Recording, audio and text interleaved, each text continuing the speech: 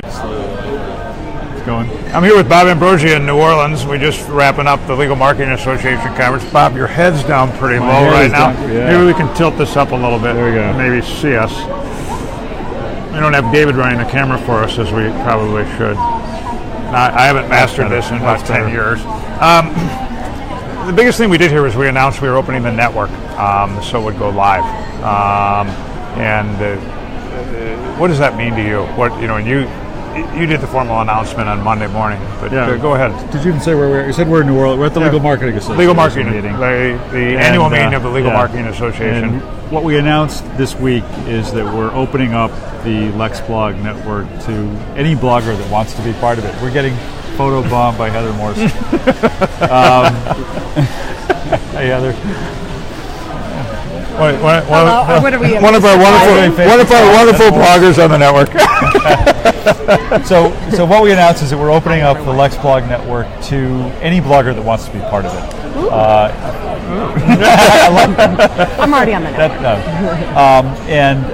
So whether or not you're a customer of LexBlog, it doesn't matter. If you are a lawyer or a legal professional blogging and you want to be included in what we're putting out, just go to lexblog.com, join, fill out the information, give us your RSS feed, and we'll make you part of it. Nice, that's a nice deal. And what's the long-term mission, Bob? By Let you guys get back to work. Right, thank you. What's the long-term vision mission by opening it up? I mean, how did it all come about?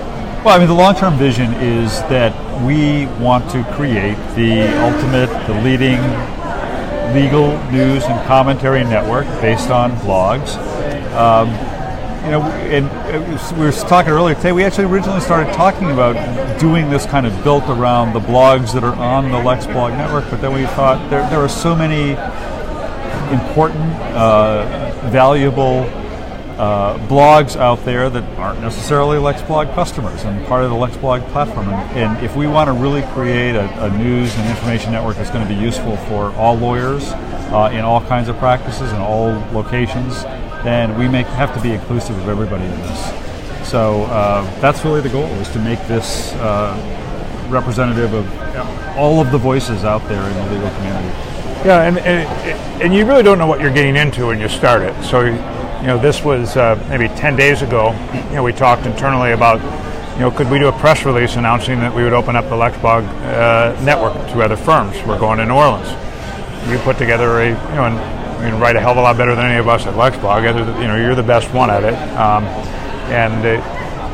put together a press release announcing what we're doing with the philosophy from you as editor-in-chief and publisher. That goes out on Monday morning when you blogged it. I sent emails to leading law firms that do a lot of publishing that happen to have professionals here, whether from chief marketing officers to business development directors and whatnot, asking if they wanted to get together. And before I left Seattle, they were already people were tweeting about your blog post. I was getting emails. Good reception to it. It's good. I'm glad to see that people are excited about it. We've had a lot of people respond this week and sign up already to become a lot of leading bloggers. Added their voices to this network that we're going to be rolling out there. So and the other thing was fun was sitting down with these firms and elite firms that like we have as customers already for licensing software, but now the other firms want to get on the platform. And the reasons varied from greater visibility for the lawyers to it'd be an impetus for our lawyers to continue to blog well because they'd be in a publication. The questions we got were all over the board. Like, how does this differ from a distribution solution? And you got that question a lot. How did you answer that? Well, I mean, do I want to name names? I mean, a lot of people would ask, how do you differ from, say, a JD Super or a Mondac or a Lexology, which is all very good companies, very good companies that our customers use. Those companies, very valuable companies. But the biggest difference is that there is no pay-to-play aspect here.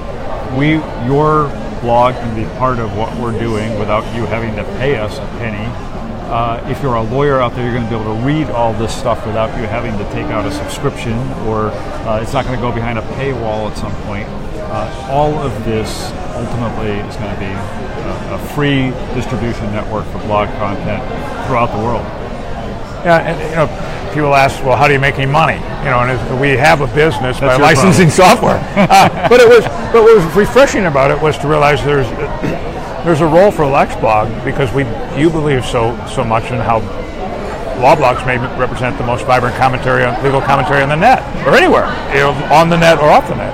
And so LexBlog has a role to fill in highlighting that. Yeah. And but not just the most vibrant. I mean, the other key thing is often blogs are the only source of reporting what's going on right now. I keep using the analogy or the example of a new case comes down. Often a blogger is going to be the first one writing about that case. Then day 2, you're going to have several bloggers writing commentary and analysis about that case. And what we want to do is pull that all together in a way that makes it easily accessible, really useful, that highlights the bloggers who are writing about this stuff and makes it useful for the readers who read that content, need to know about that stuff. Yeah, so we came here with about maybe range from 100 to 200 posts a day. My guess is by the time that the content is loaded from the firms that wanted to proceed, that's going to jump to somewhere between 200 and 300 posts a day. And if I had a guess, and continue to grow, I think you're going to see 600-700 posts a day by the end of the year, which is a staggering amount of legal content. That puts the onus on us now to begin to go to work. Right. We got to get from an editorial standpoint. Yeah. With you.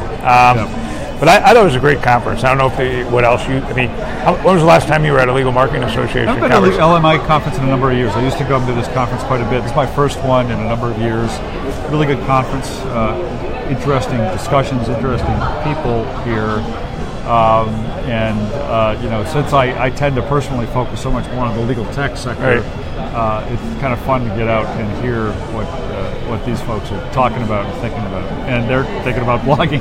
Interesting. It was interesting how many conversations we had with people who are, rethinking their blogs in a positive way, relaunching them, refocusing them, redeveloping them, launching new blogs. There's a lot going on with regard to blogs and legal. We're talking more of the larger firm sector at this conference. A lot going on. So. Yeah, very, very matter of fact about their importance. Yeah. So at the same time, they might be spending literally, $500,000 to $1 million on websites and things that are important to the firm. They're placing great importance on the blogging that the lawyers want to do and how that fits into the picture of everything they're doing. Another large thing that happened here was we got T-shirts. Now, mine was still wet because I washed it from yesterday, but Bob has the official L. Well, he's wearing the Superman L on his chest. Lex Luthor. And all we know is that Greg Lambert, who publishes at 3 Geeks in Law, wants the LexBlog L for the Lambert. And we just moved their blog over onto the LexBlog platform, which is also exciting. Is bringing on rock star bloggers. So Nike went out and got athletes to wear their shoes. This will not be as highly viewed, but going and getting rock star bloggers. I'm hoping that pretty soon you're going to want to add me onto your platform as well. We're working on that. Amy is in Seattle right now, going through the migration of a lot of content and probably seeing the errors that are coming up in this system. Yeah. So maybe next Friday, maybe I fly out to Boston and hand it to you. I'll be in Amsterdam, but yeah. Well, thank you very much though for coming this time. It was great. We had a good time. See ya. See you later.